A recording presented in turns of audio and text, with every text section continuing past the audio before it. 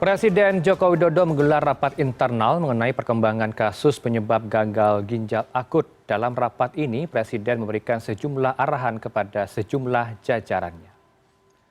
Dalam rapat internal pada Senin siang kemarin yang digelar di Istana Bogor, Presiden Joko Widodo menyampaikan data terakhir per 23 Oktober.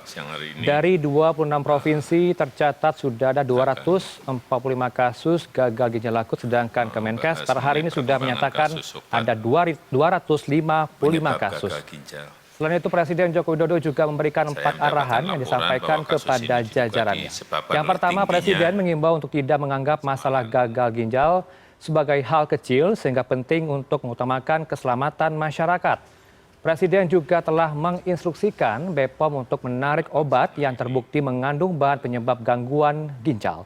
Selanjutnya, Presiden meminta Kementerian Kesehatan untuk terus menyelidiki faktor penyebab gagal ginjal, mulai dari sumber maupun potensi penyebab lainnya.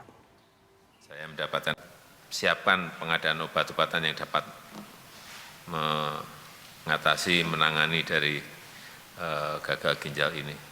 Dan juga saya minta diberikan pengobatan gratis kepada pasien-pasien yang dirawat.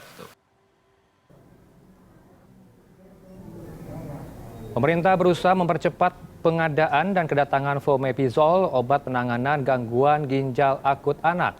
Menurut Menteri Kesehatan Budi Gunadi Sadikin, 7 dari 10 pasien yang menjalani uji coba kondisinya membaik setelah pengobatan dengan fomepizol.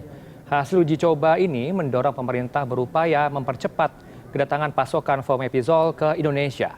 Menkes menjelaskan Indonesia sejauh ini sudah menerima 20 vial fomepizol dari Singapura dan dijadwalkan menerima 16 vial lagi dari Australia.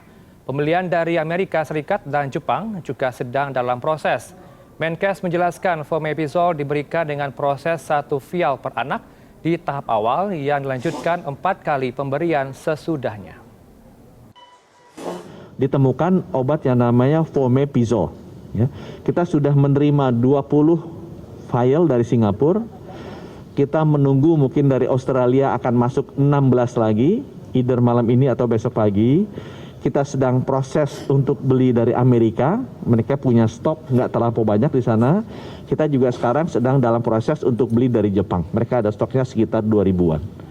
Nah, ini kesiapan yang kita lakukan untuk menyediakan obat-obatnya.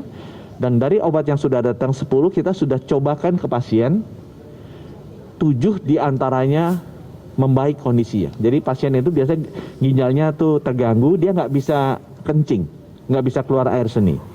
Tapi begitu dikasih obat, mereka mulai keluar bayinya sedikit demi sedikit, ada yang sudah mulai banyak, dan yang tadinya tidak sadar mulai sadar kembali.